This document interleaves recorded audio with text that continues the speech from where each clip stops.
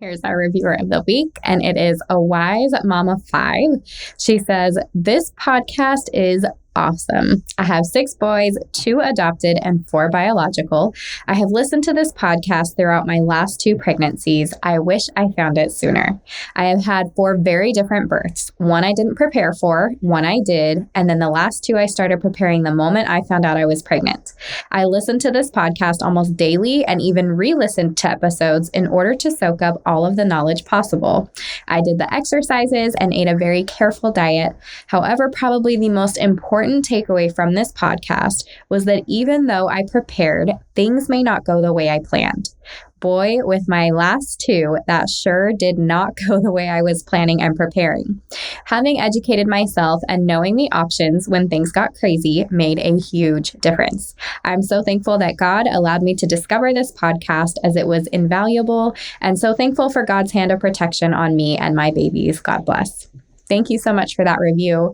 Again, if you guys have not left a review, please go leave one now. All that information is in the show notes, but you can head to Apple Podcasts or Spotify. If it's on Apple Podcasts, you just find Pregnancy and Birth Made Easy, scroll to the bottom, click Write a Review, tap the stars, tell me all the wonderful things, and I get to read it here on the podcast. Also, it just brings me a lot of joy on days when things are rough. And I'm like, oh, thank you, Lord. Like, this is exactly why I do what I do. I needed to hear this. So with that in mind, today I am going to talk to you guys a little bit about unmedicated birth. Now, if you've been following me for a while, or even if you haven't, I want you to know that there is not one right way to give birth. I truly believe that. There are times when medication and an epidural is absolutely the right course of action, and that can be because of preference, or it can be because of other medical things that are going on. So there's absolutely no judgment from me, or I hope from anybody that you're dealing with when it comes to whether you choose to go unmedicated or not. However, for those of you that are desiring to have an unmedicated birth, meaning you're not planning to choose to use any kind of medication, including like an epidural or even some kind of narcotic in the bum to kind of relieve things. Like your goal is, I do not want to use medication for whatever the reason. Then today's episode is for you, because there are some things that I think are really helpful to know when you're preparing for that. I can tell you from personal experience, because I've done that myself. I had 2 medicated births and 1 unmedicated birth. All 3 of them, I was trying to go unmedicated. So I feel like I've been around a little bit. Like I can tell you there's some of my own experience exactly kind of where I went wrong. And I have really good tools for you to use in order to get to where you want to go. But also from a professional standpoint, being a doula and a childbirth educator, I've seen the difference between those that do certain things and those that don't, or different decisions that are made throughout the pregnancy process in order to get you where you want to be for the birth. So that is what I am here to chat with you guys about today. And I wanted to start with pregnancy. So I kind of split this episode up into 2 different groups. And that was like, we're going to talk about pregnancy, and then I want to move on to the birth, because there are things that are really important to do during your pregnancy to get you to where you want to be for that birth outcome. Yes, different things can happen along the way, but these are the things that you can do if that's your goal. Now, some of these are going to seem really common sense, and I feel like I want to speak to those 2nd, 3rd, 4th time moms too, because as a first time mom, like it's great. I feel like, it's like a child. I don't mean you're a child, but like with children, like if you're told like their mind is a sponge, they soak it all up, right? And it's a fresh sponge. So you get to like put whatever you want in there and they're soaking it up. And like, that's just what you're going to hear, what you're going to know, what you're going to believe, what you're going to lean on. And with those 2nd, 3rd, 4th, 5th pregnancies, maybe you've either had some situations that you haven't made good decisions, or like in my case, like I didn't have great experiences, and you're moving into wanting to have a good experience, or that first birth was so easy, or those previous births were, not easy, but you prepared for them and you were ready for them and whatever. And so as you become pregnant again and again and again, maybe you're like, oh, I got this, it's going to be fine. And then we don't put in the time and attention that we need maybe for those second, third, fourth, fifth pregnancy. And as I'm saying that, if you are like, you've done all the things, you've had a couple babies, you know where you're at, then that's great. You can trust yourself and all of that. But I just want to make sure that I am kind of like putting it out there. If that sounds like you, if you're kind of like, I'll do this later, if you find yourself having thoughts of like, I don't need this right now, or something like that, where you just feel like putting it off, I'm going to bring you back in and say, stay with me, do the work, and I promise it's going to pan out. Okay. So let's dive into pregnancy. Number one, and this is where I said it's going to seem really common sense. The goal is to stay healthy and low risk, because when you are healthy and low risk, you get to decide what you want to do with your body. If I am high risk, then I have to be at kind of the mercy of what my different high risk providers are telling me is best for me and my baby, because of some of those situations where medically things might be less safe, or we need to take a different turn than I wanted to take originally. So healthy and low risk. And what does that mean? Early on, and as soon as you are listening to this podcast, you are going to eat a high protein, 80 grams plus a day, high protein, well-balanced diet. That means you should be having grains, you should be having fruits and vegetables. You're like, just as long as you're hitting that high protein and you've got kind of an array of the rest of the things that we should be eating, that's going to be your goal. And as you do that, throughout your pregnancy, that's going to hopefully keep you healthy and low risk. So not to have you counting calories or anything, but listen to your body too. So even if we're taking on a lot of good things, sometimes even that it can kind of weigh us down, even with what we're eating. Like I said, grains, for example, but if you're eating like a bunch of grains all day and you haven't had some of those fruits and vegetables are added in that protein, that's the kind of thing I want you to think about. I'm going to say be active. And I don't just mean physically, but I do mean physically. I also mean with your preparation. So you know that we've got the 3 free exercises. I'll make sure to link that in the downloads. But there's 3 exercises that you should be doing every day to prepare your body for pregnancy and birth. And part of doing them, yes, it's the physical things that are actually happening to your body when you do them. You are strengthening, you are lengthening, you are supporting. All of those things are really important. And it's also the practice of making a habit out of it so that you are focusing on the positive things that you are planning for your birth to come. So if every morning when you get out of bed, you hit the ground and you're doing your pelvic tilts, and then you get right into your squat, or even before you get out of the bed, if you start that forward leaning inversion, like you just make that a habit when I get out of bed immediately, maybe after you go to the bathroom, because we all gotta pee. Maybe after you go to the bathroom, you come back and you do all those things. And then every night before you go to bed, you do those same things again. Well, you're going to be, because you're creating a habit, you're going to be more likely to do it. It's going to have all those positive effects. And then over time, hopefully you're like, well, I'm already doing this, I may as well add some more of whatever that looks like, whether that's taking a 20-minute walk or doing some yoga for the day, CrossFit, honestly, whatever you have been doing, you can keep doing, stay active. The other part of that is being active with your birth preparation. You should be actively involved, whether you are listening to podcasts or reading books or having people tell you good birth stories, and you need to be doing the work. So it's like, great to have the information. That's awesome. You can think about it all day long, and it's not necessarily going to change a thing unless you actually do the work. So 3 exercises, you know what they are: forward leaning inversion, pelvic tilts, and a squat. And you can know that, you can know the benefits. And if you don't do anything with it, you're not going to have any of the benefits. So it's the same with your birth preparation. Everything I'm telling you here, go and do, and start small. Don't get, too far into your head and talk yourself out of it. Start small. Don't make huge changes all at once.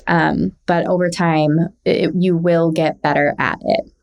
So if you've been following me on Instagram, for example, I have been running now for the last 7-8 weeks, something like that.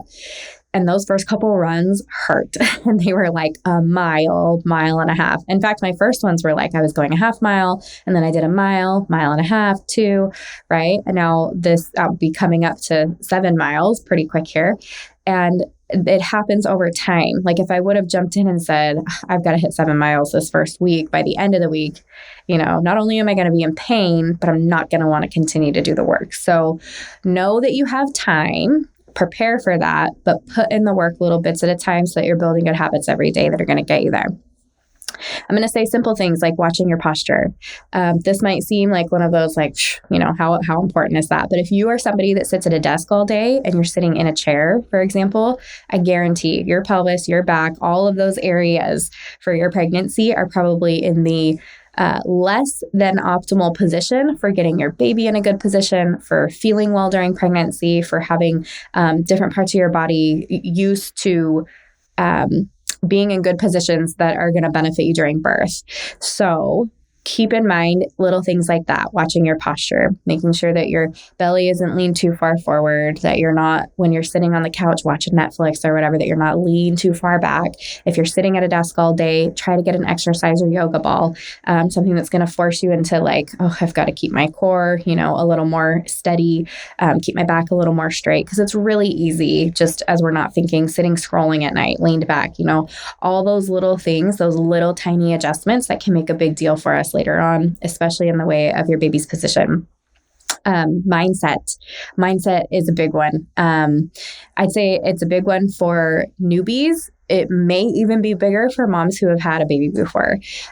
You want to make sure that your head is in the right space, whether or not that was a good experience the last time. Knowing what you're up against again, or even being excited for it, can make a big difference. So positive affirmations, making sure that if you have any fears, and I'll make sure to put the find it and flip it exercise within the show notes for this podcast, but positive affirmations are huge. If you have any fears, if you have any worries, if anything is upsetting to you, if there's any negative thoughts coming in, you want to immediately grab those, pull them out, and turn them into two positives. If you're like, oh my gosh, I'm really afraid to push my baby out.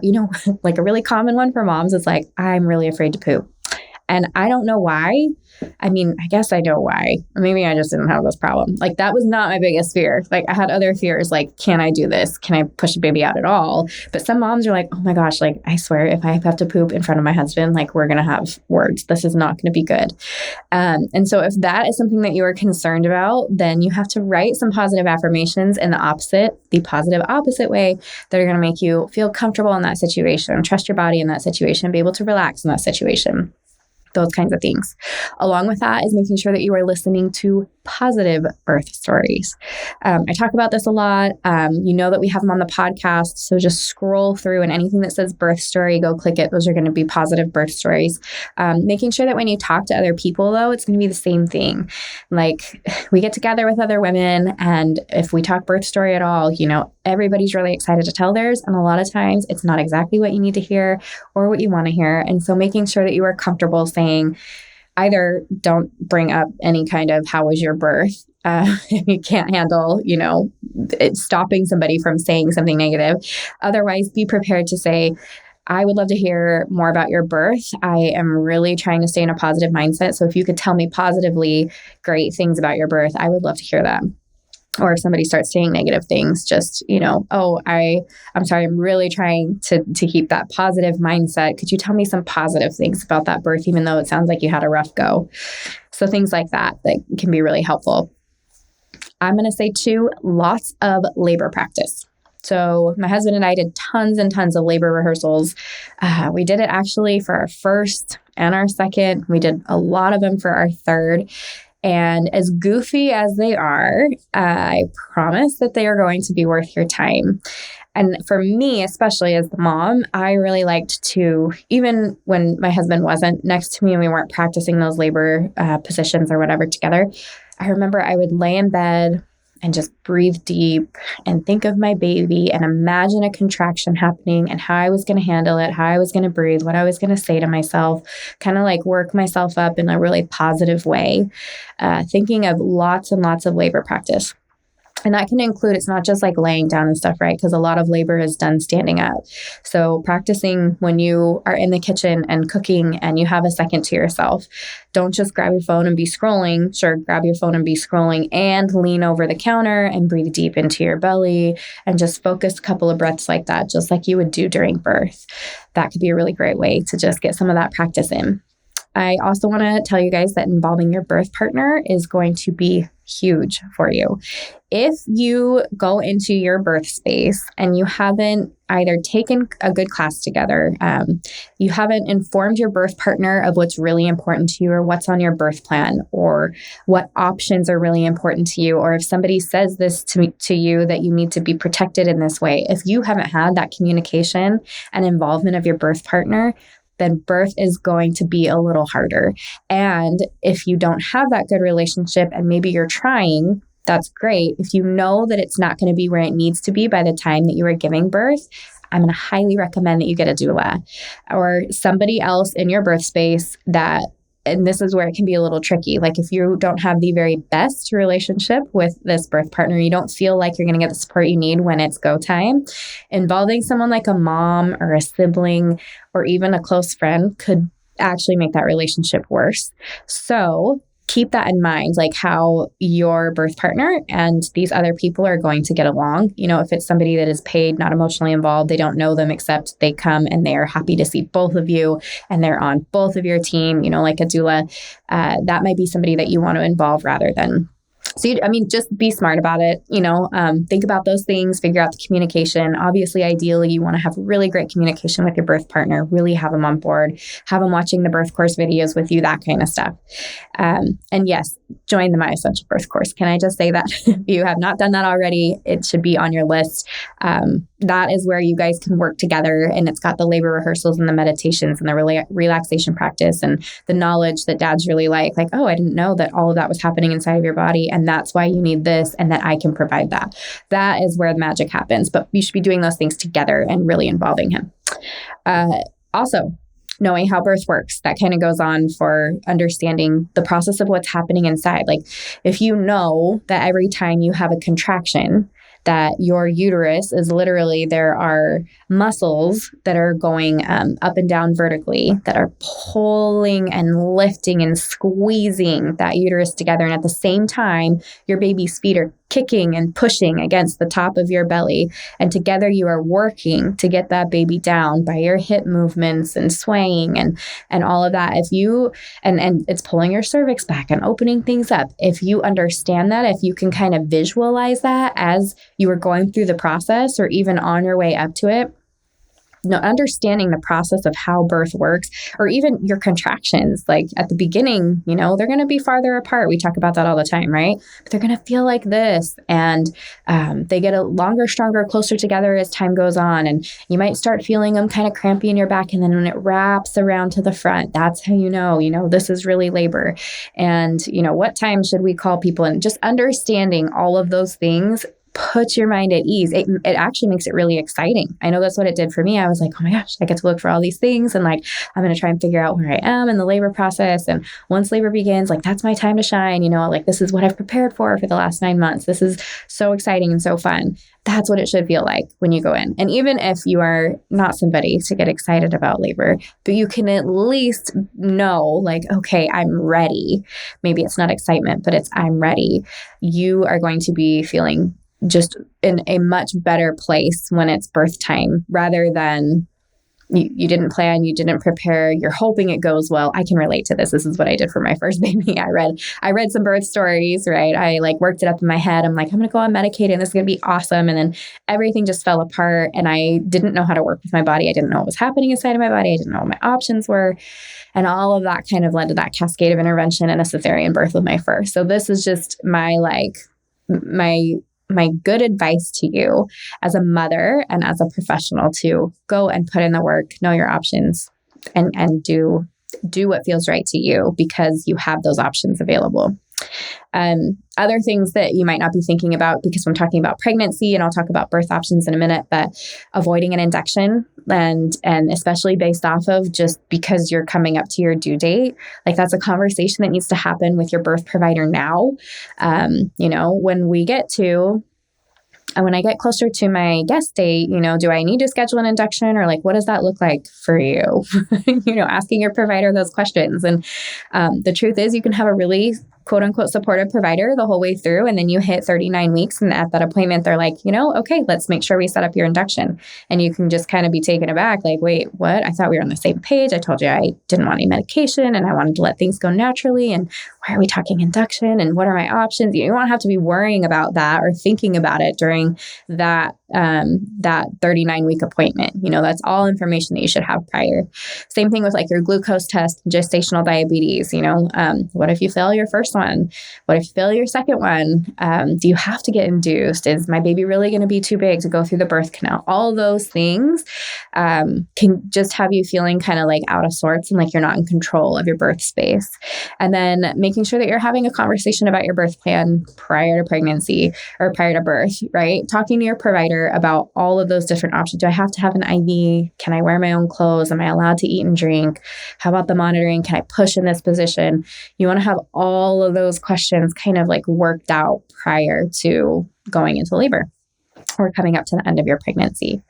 I just kind of like added this to the list, but remember, this is one of the most important things that you can do, and that is to pick a supportive provider from the beginning. It's kind of one of those tricky things. If you don't know exactly what you want and what you're looking for, you're not going to know if that provider is going to work for you or not. So I always say, take the birth course early, get educated, figure out what you want for your desired outcome and what that will look like for you. Hospital, birth center. Do you want delayed cord clamping and skin to skin? Do you want to be allowed to labor a certain amount of time? Do you like any restrictions, freedom of movement, all that kind of stuff? And if you know all of those options ahead of time, then you can have that conversation with your provider. But if all you've got in your head is I want to go unmedicated, like I did with my first, and I didn't know to ask those other questions, well, then you may end up in a situation where you're like, oh, shoot, this isn't the provider I wanted based on how this experience is going. And then it's a little late. Making sure that you're surrounding yourself with supportive people. So I talked to you about positive birth stories and all of that. That's wonderful. The people that you were telling, I want to go unmedicated, if those people, especially mom, siblings, friends, if those people near you are not totally supportive, create a good support team. Go find other women that are doing those things and make them your support team. Because the mind can only take so much of, you're like, I'm gung-ho, I'm going to do this thing. This is exactly how I want to have it. But then every person, everything you're bouncing that off of, it's bouncing back. You shouldn't be doing that. You can only take so much of that before you start second guessing yourself. So make sure that you're surrounding yourself with supportive people. And then know what you need. In the way of support even, are you somebody that needs, and you can kind of go off of 5 love languages, and I'll put a link to the book in the show notes and a link to the test. It's free online. But, what's your love language? How do you need to be treated during this situation? Maybe knowing your Enneagram or the Big Five, something like that, that's going to tell you a little about yourself and tell somebody else about you in a way that they can support you.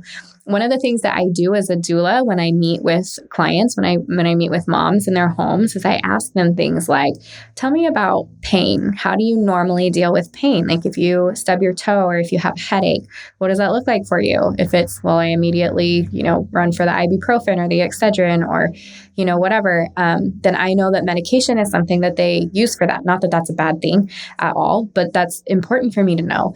If they're like, oh, I need to be in a dark room with all the lights off and no sound. Okay, I know that sensory things are going to be important for when you're going through those intense things. If it's I just need somebody to tell me everything's going to be okay, great. Verbal encouragement, that's going to be really important for you. Or I massage it out, or I need somebody to kind of be with me and just next to me. Okay, great. You're going to need some hands-on support and somebody holding space for you.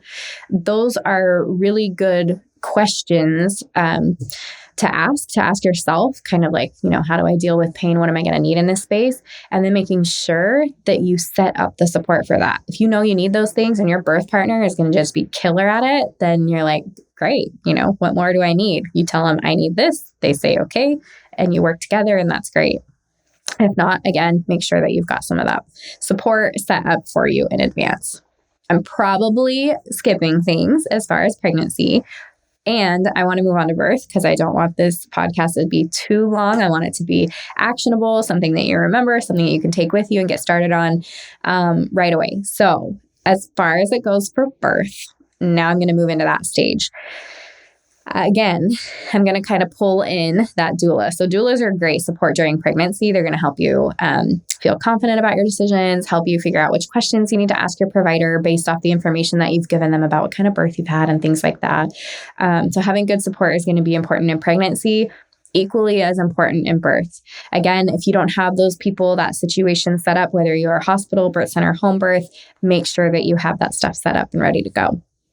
The other thing is your birth plan. That's something that you're going to want to take with you, whether or not you've had that conversation with your provider. And it's very important that that happens prior to you coming to your birthplace. Whether or not that's happened, you want to make sure that the other people that are helping you, particularly with a hospital birth, know exactly what is on your birth plan. And it can include things on like how to support you, but you want it to move through like the birth process. So like early labor, later labor, pushing stages is what I want. After birth, postpartum, this is what I want. I'm going to tell you should take a tour, again, whether that's a birth center or a hospital, getting to know the birth space, just the like, how do I feel here? What would make it feel better? And those are things that you can do too to make the space a little homier, a little more like you, whether that's you bring your own pillow and make sure that it doesn't have a white cover on it. You want it to be, distinguishable and different. Same with all your blankets and stuff. But you bring a blanket, you bring a pillow, maybe you bring some pictures of you and your birth partner, or you bring essential oils or your husband's shirt with cologne that's sprayed on it, or whatever it is that's going to make you feel more comfortable in that space. Make sure that you bring that with you, and taking a tour is going to help you know how you can feel more comfortable, more safe in that space. It'll tell you what's missing. It also is it's a little more peace of mind. Like it doesn't seem like this big foreign crazy thing that's out there, because you meet at your provider's office, and often you don't see the hospital at all until it's birth time. And so it just makes it more like, okay, I know that when I'm in labor, if we're not having to go through the emergency room because it's after hours, I'm going to come through these doors. I'm going to go to the third level. I turn right, just knowing where you're going because you're so out of it, or like in your labor land when it's go time, and making sure that your birth partner knows too. That can be really, really comforting, relaxing information just for that transfer of moving from home to the birth space. Again, it's really important to know your options. So I talked about a lot of pregnancy options, things that matter when you're coming up to labor, things that matter during the pregnancy, but knowing things like, what happens if my water breaks and I don't have contractions? What happens if it breaks and I do have contractions? What happens if it breaks and it's not clear and odorless? Can I stay at home? Do I need to go to the hospital? Should I be doing kick counts? All of that information is going to be good for you to know ahead of time.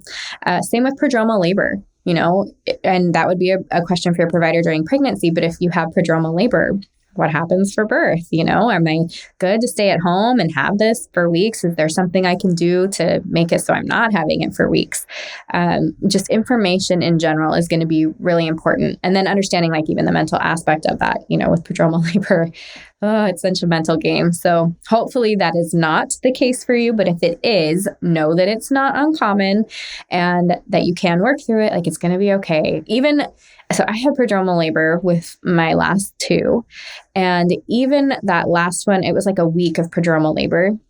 I know for a fact, and I can look back at it now, like there were so many things happening that I'm like, it was good practice for me. I was getting in my mental space. There were also things happening like around our home area. There were people coming in. There was a lot going on that I'm like, okay, it made sense as to why my body was doing what it was doing.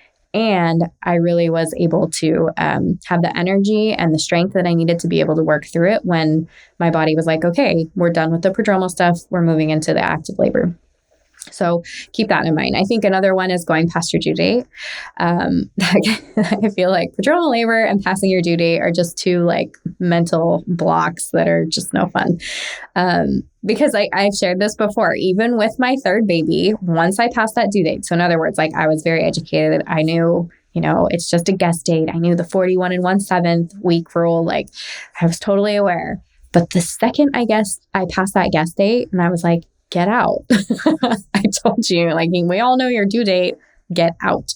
And he waited a week later, and he was actually born on Mother's Day, and it was very special, and everything, it was like perfect, right? Exactly what it was supposed to be. But that mental game is just so fun. And then you want to know too, like, if I'm passing my due date, am I going to have to deal with induction again? So if you are going unmedicated, it's highly recommended to stay at home longer, because when you are in your comfortable space at home, your body reacts really well to that. And a lot of times the action of just moving from one space to another can kind of throw things off in the labor process. It can make things take longer. It produces adrenaline, which slows down contractions or spreads them out. The ride can be uncomfortable to the hospital. Things can slow down again when you've got people in your face, bright lights, all that stuff, all that change. It can be a lot. So we always say, if the goal is to go as long as possible without receiving medication, or to go unmedicated, we say use the 3-1-1 rule, which is contractions should be 3 minutes apart, lasting for an entire minute for at least an hour. Now, that rule alone is not good. It's just information, but how are you responding to, so you want to take into account too, like, how is mom responding to contractions? Are you still able to walk and talk through them? Are you having to breathe? Are you like sweating during them? Are you doing the hard work of labor? Have they moved together really, really close, really fast? And is it time to go earlier? There's a lot of different things that can come up. And so, it's good to you need to have a full picture of what's going on, but just knowing that staying at home longer is going to allow you to be more comfortable, which allows your body to do the work of labor a little bit easier. You just kind of get into that flow a lot easier. So stay at home longer before you head to your birthplace.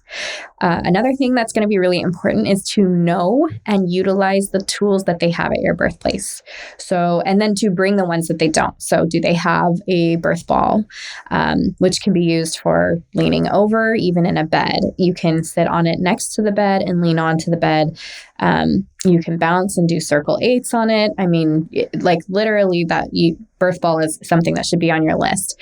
So do they have a birth ball? Do I need to bring one? Washcloths, same thing, like know where they are. When you take the hospital tour, like know where they are, or have your birth partner go and like open all the cabinets and drawers and things. Like, you're not going to hurt anything. You're just looking. Like, I do that as a doula. I want to know, like, where's the extra pillows? Where's the extra blankets? Where's the washcloths? Where's the ice packs? Where are the heat packs? Where's everything that I'm going to need? So I know, do I need to ask for these things now on our way in, or not? And that's something to consider too. If they're like, oh yeah, we have birth balls and peanut balls and this and that. And it's like, okay, how many do you have?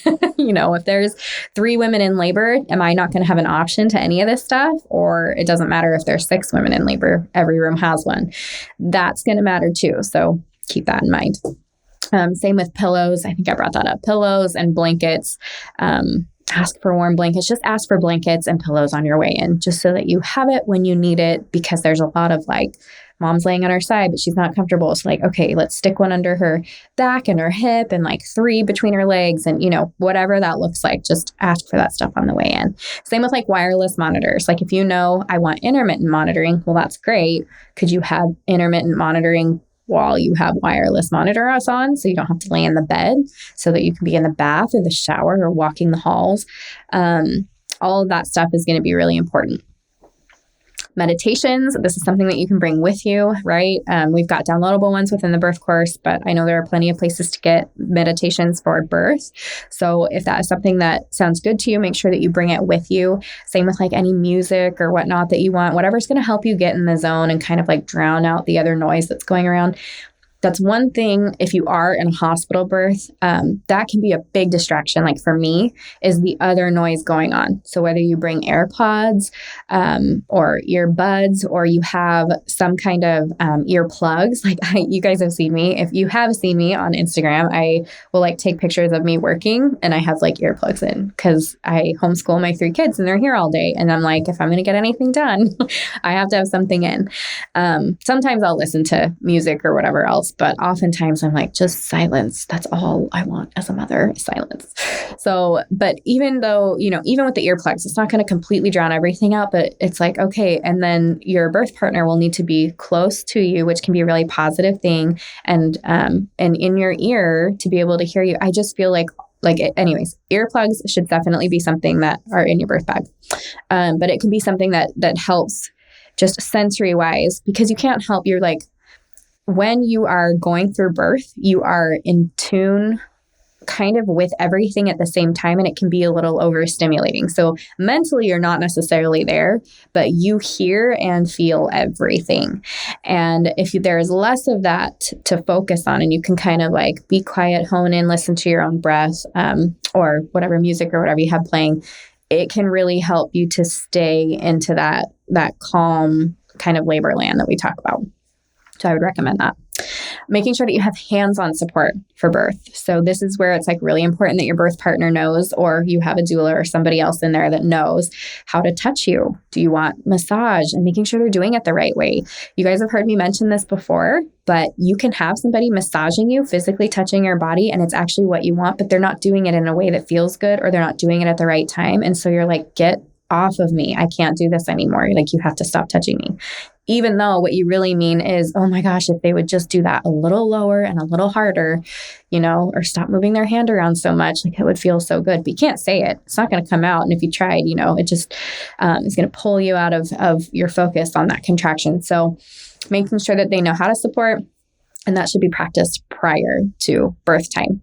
And then along with that are things like hip squeeze, rebozo work, that kind of stuff. So like hands-on, pushing hands together against those hips, like that counter pressure. Same thing with like on your knees, or, relaxing, helping you relax your shoulders, or like touching your eyebrows or your head or your jaw, or like different parts of your body to help you relax. Those are things that should be practiced prior, that you can be really, really helpful to utilize for, like intensity or pain coping techniques during labor. Because yes, you will hit a point where contractions are really strong, really intense. You're not getting a break. You're not sure if you can complete the task. That is really, really common. And so these are all those things that they just take the edge off a little bit. They just give your mind a little bit of something to focus on. All those things are really, really important. Along with that is like verbal encouragement. Are you somebody that needs it, or it would be really helpful to have people saying certain things like, you're doing so great, or you're almost there, keep it up, or is that going to drive you nuts? You're just going to want to punch somebody, but you should practice those things prior. That way the people helping you have different tools. Like, I thought I was going to love massage during during birth with my third. And that's how my husband got me to do my squats for like an hour every day. Every time I would do a squat, I keep track of it on my phone. I'd put my timer on. And at the end of the day, if I did an hour of squatting intermittent throughout the day, my husband gave me an hour massage. And you better believe I got massaged like every night. And so I thought, I just love massage. I'm like, oh my gosh, that's all I'm going to want him to do during labor. And then I didn't want him to touch me. And it wasn't because he was touching me wrong. It just didn't feel good. Now, once they started the hip squeeze and counter pressure, I was like, you can't leave. Like, I know I'm in the water. Keep doing that. Don't stop, that kind of thing. But anyways, my point is, you don't know what you're going to need. So you've got to practice and prepare to use a couple of different tools. Along with that is using water for comfort. This is something that can really take the edge off during birth. Maybe you've heard it before, but it's said that water is Mother Nature's epidural, and it could not be more correct, in my opinion. When you get into water, when you get into water, whether that is in the shower or completely submerged, it's just going to depend on what feels good for you. It feels so good. So I know women will just stand or sit in the shower for a nice long time, and we're rubbing water, just pouring water on her, or we've got the shower head just up and down the back, or like, okay, now I want really, really hot heat down low. There's different ways that you can utilize water. I do want to make a point too, like for your birth space, if you want to be in water either for birth or for labor, take a look at the birth tubs. Sometimes they're just bathtubs in the bathroom, and they're shallow. They're not going to get it's going to feel kind of good, but like not really what you're looking for. That's something to consider. If they do have birth tubs, ask like when I come in, when do I have to ask for it? Do I have to ask for it? Will you immediately take me to it? Can we fill it up right away? If my water's broken, am I allowed to get in? Like, all of that kind of stuff is going to make a difference and be good for you to know before you are in labor. Now, movement is another one. you should definitely have freedom of movement and you should be using that movement. It's easy sometimes for us to get stuck in one position, especially like, okay, I've been monitoring for 20 minutes in the bed and maybe you had been walking around before that. And so you were really excited to get into the bed. And then you kind of get stuck in that position and you're like, okay, like now the thought of having to stand up and move doesn't sound as good. But the truth is, if you stay in that position, it's actually going to be more intense and not progress as quickly as if you were to get up and walk around and move. So knowing that is important. And then having somebody that can encourage you to do those things is really important. Things like walking, swaying your hips, leaning over your birth partner, leaning over the bed, breathing into your belly, all that stuff. And then making sure you empty your bladder. This is something that maybe you haven't heard or don't think about. You should empty your bladder every 30 to 40 minutes if you can, which means you should be drinking a decent amount of water as well. But a full bladder can actually make more painful contractions and pause your dilation or slow you from dilating. So that is something to keep in mind. Make sure that you are emptying your bladder. We say 30 to 45 minutes. This is definitely a task for your birth partner. They're going to keep track of time because you don't want to have to look at a clock, and make sure that that's happening. Along with that, you're going to need to be able to eat and drink. If you are going unmedicated, they say that birth, the physical exertion that you do is like running a marathon. And maybe some of you guys watched me a couple years back. I ran a half marathon and then I ran a full marathon, and 100% I could relate that right back to birth. My body hurt. There were definitely times where I'm like, I can't go anymore. I'm so tired. I just want to sleep. I also ran into some hiccups where I was going down a hill and I messed up, I'm not even going to remember the name of it, the IT band in my left leg. And I was limping along for a couple miles before I could jog again at the end. And I injured that for a nice long year, but I was like, I'm finishing this task.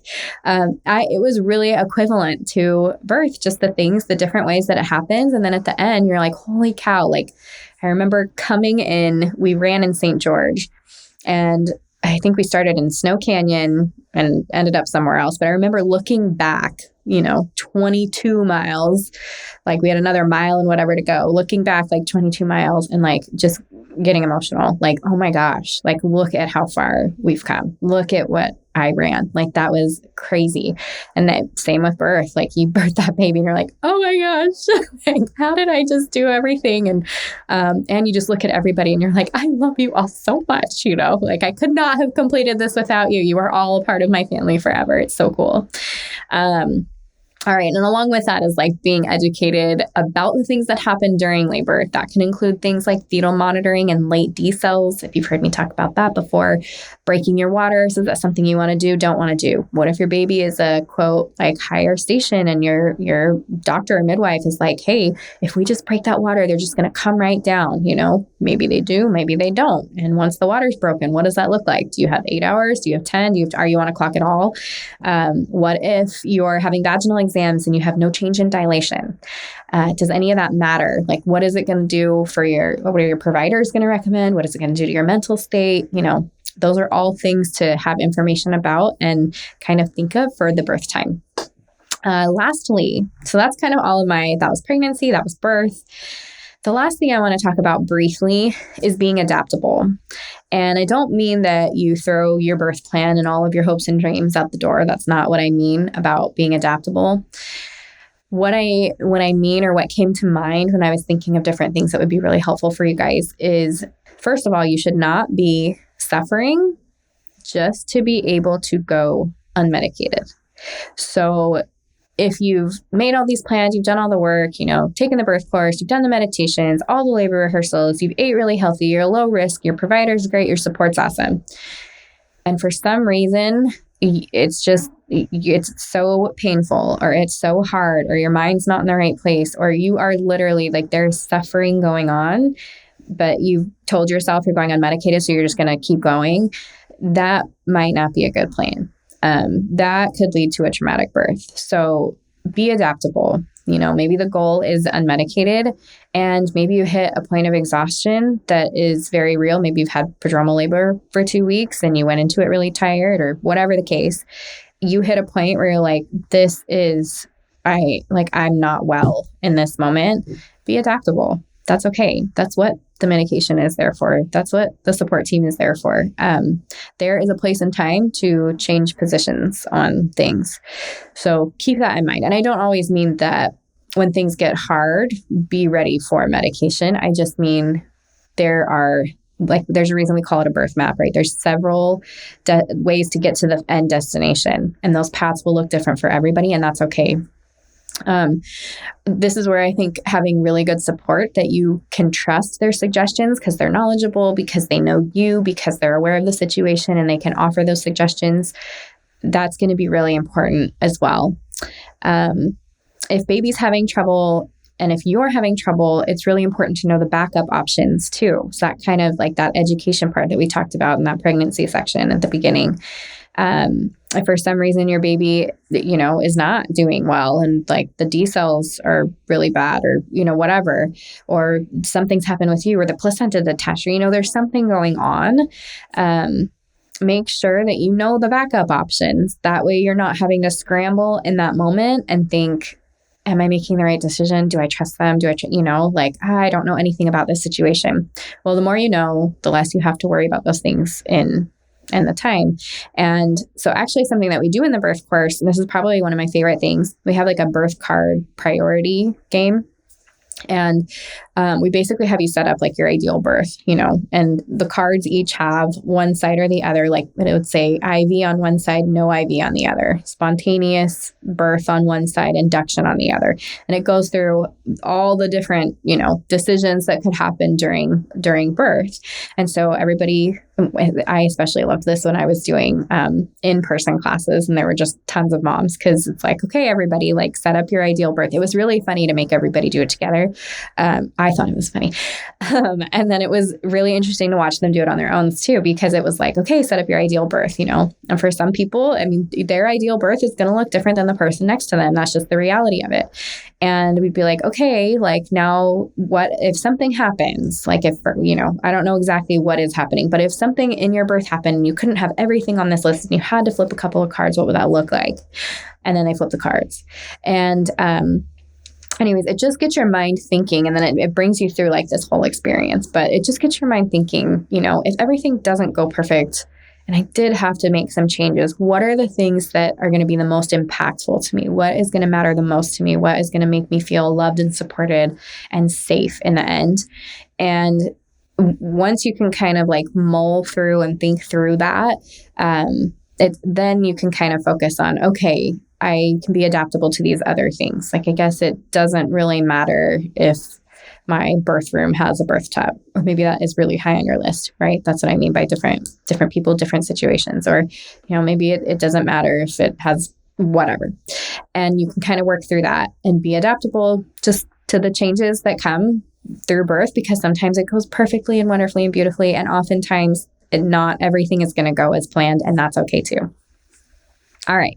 So here's kind of I want you to like take away from this. First of all, if you are looking to go unmedicated, if this is your goal, it is 100% achievable. So I want you to keep that in your sights, keep it in your mind. Yes, there are circumstances where something may happen and that would not be the case, but just know that it is 100% achievable. The other thing is your body is totally made for this. You were made for this. You literally were born with a uterus. This is the work that you were meant to do. So stick with it.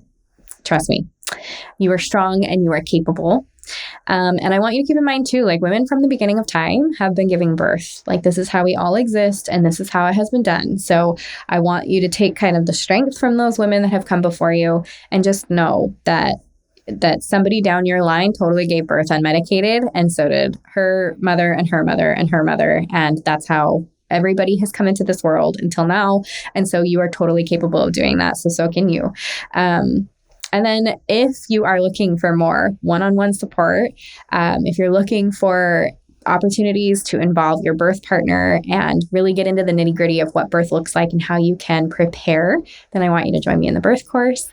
And I'll put the link in the show notes, but it's myessentialbirth.com. If you click on the Get Started or, Get Started Now button. It will walk you through everything that is listed in every single one of the classes so that you can ask questions and so that you know what to expect, so that when you dive in, you're like, okay, I can do this. We're going to work through step by step, beginning to end, and I'm going to be totally prepared for this experience. So if you are going unmedicated, I wish you all the very best, and just know that you are totally capable.